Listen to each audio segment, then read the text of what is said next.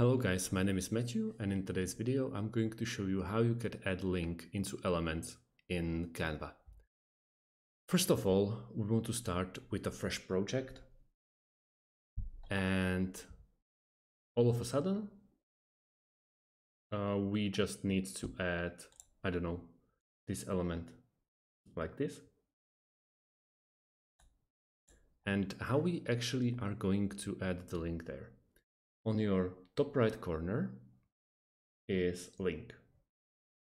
You press on the link and copy paste the link that you want to. You can rewrite it yourself using www or not, it's completely up to you.